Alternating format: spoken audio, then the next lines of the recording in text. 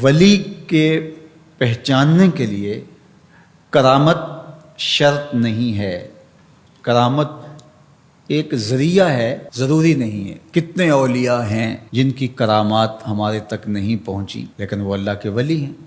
سب سے بڑے ولی اس امت کے صحابہ تھے، ان میں سے کتنے کی کرامات ہمارے پاس پہنچی ہیں لیکن ہم انہیں اللہ کا ولی مانتے ہیں۔ تو یہ کوئی شرط نہیں ہے، شرط ایمان اور تقوی ہے، اور باقی احادیث میں مختلف ان کی علامتیں بتائی گئی ہیں۔ الذین اذا رأوا ذکر اللہ، ایمان اور تقوی سے متصف بندگان خدا کی ایک علامت یہ ہے جب تم ان کی صحبت میں بیٹھو تمہیں خدا یاد آ جائے، اللہ کی یاد آنے لگے۔ تو کرامت معیار ولایت نہیں ہے اور شرط ولایت بھی نہیں ہے۔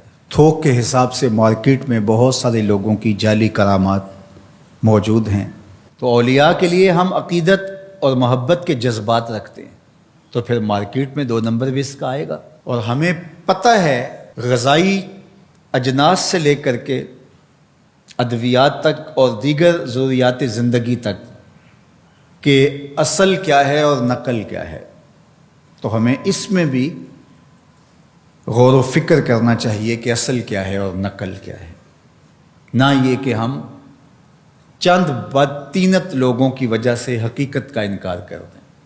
تو آج بھی کچھ لوگ ہیں جو کہتے ہیں جی چھوڑو، ہم نہیں مانتے کرامتوں شرامتوں کو، اس طرح کے لفظ بولتے ہیں، جبکہ کرامت کا من حیث الکرامت انکار کفر ہے۔ اگر کوئی کہے میں کرامت کو ہی نہیں مانتا تو یہ کفر ہے۔ وہ کرامتیں جن کا بیان قرآن مجید میں موجود ہے، جس طرح آصف بن برخیہ کا تخت بلقیس لانا، حضرت مریم سلام اللہ علیہا کے حجرے میں بے موسم پھلوں کا آنا، اصحاب کہف کا 300 سے زائد سال کا عرصہ سوئے رہنا کھائے پیے بغیر، اور رب ان کی کروٹیں بھی بدلتا رہا، یہ قرآن میں مذکور ہے۔ تو اس کا انکار بھی کفر ہے، قرآن کا انکار لازم آتا ہے۔ اگر کسی کرامت کا بیان حدیث متواتر میں ہو تو اس کا انکار بھی کفر ہے، لیکن ایسی کوئی کرامت نہیں جس کا ذکر حدیث متواتر میں ہو۔ البتہ احادیث مشہورہ اور احادیث احاد میں کرامات کا بیان موجود ہے، تو ان کا انکار بھی گمراہی ہے۔ جس طرح وہ 3 لوگ جو غار میں پھنس گئے تھے، انہوں نے پھر دعائیں کی اور پتھر ہٹا۔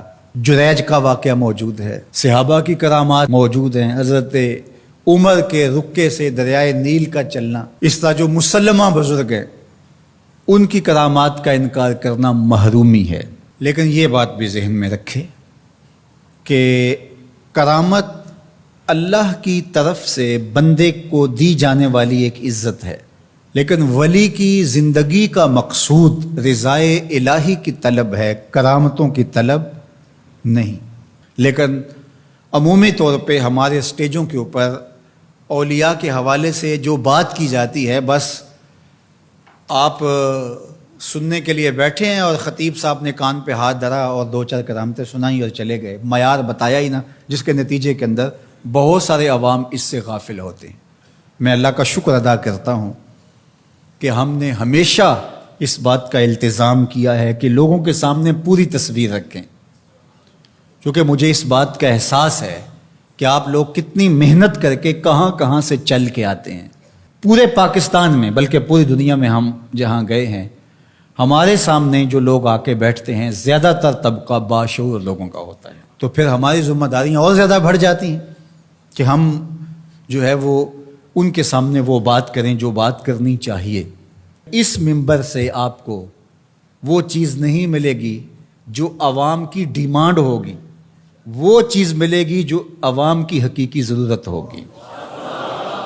اس پر میں بھی اللہ کا شکر ادا کرتا ہوں، اس پر آپ کو بھی اللہ کا شکر ادا کرنا چاہیے، اور نہ یہ کہ کچھ 2 نمبر لوگوں کے رد عمل میں ہم حقیقت کا انکار کر دیں، جس طرح معتزلہ کر رہے ہیں، اور ایک طبقہ وہ ہے جو رتب و یابس کو قبول کر رہا ہے، اور آپ نے ایسے شخص، ایسے لوگ کہ جو اچھے انسان بھی نہیں ہیں، لوگوں کو دیکھا ہے کہ ان کو ولی مان رہے ہیں اور ان سے اپنی حاجتیں طلب کر رہے ہیں، ان کو ہادی مان رہے ہیں، مرشد مان رہے ہیں۔ وہ شخص جو خود آشنا بھی نہیں ہے، وہ تمہیں منزل آشنا کیسے کرے گا؟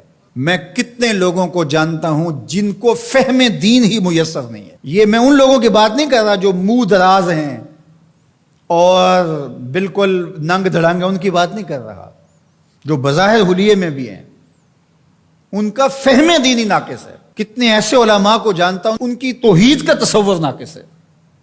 تو یہ بدبختی ہوتی ہے. اب وہ کیا کسی کی رہنمائی کریں گے؟ جو خود ڈوب رہا ہے وہ کسی کا ہاتھ کیسے پکڑے گا؟ لیکن عوام ظاہر ہے ان کے گرد آئے اور ان کا کاروبار چمک رہا ہے، اور کرامتیں ہیں کہ تھوک کے حساب سے بنتی ہیں، اور پھر اس کی مارکیٹنگ کرنے والے بھی ہوتے ہیں، اور پھر اسی بنیاد پر ہی جو ہے وہ ان کا سارا سلسلہ چلتا ہے. اللہ کے ولی یہ نہیں چاہتے کہ ہماری کرامات ظاہر ہوں اور لوگ ہماری طرف لپکیں ہماری کرامت کی وجہ سے. یہ نہیں ہے. الکرامات حیض الرجال، جس طرح عورتیں ایام مخصوصہ کو چھپاتی ہیں، اللہ کے ولی بھی چھپاتے ہیں. وہ نہیں چاہتے کہ ہم اس حوالے سے جو ہے وہ پہچانے جائیں. باقی دور موجود کے اندر کسی صالح متقی شخص کی کوئی ایسی بات سامنے آئے تو شریعت کے میزان پہ پرکھا جائے. اگر وہ شریعت سے متصادم نہیں ہے تو مان لینے میں کوئی حرج نہیں ہے. لیکن اگر کسی کی سمجھ میں نہیں بھی آتا تو فرق نہیں پڑتا.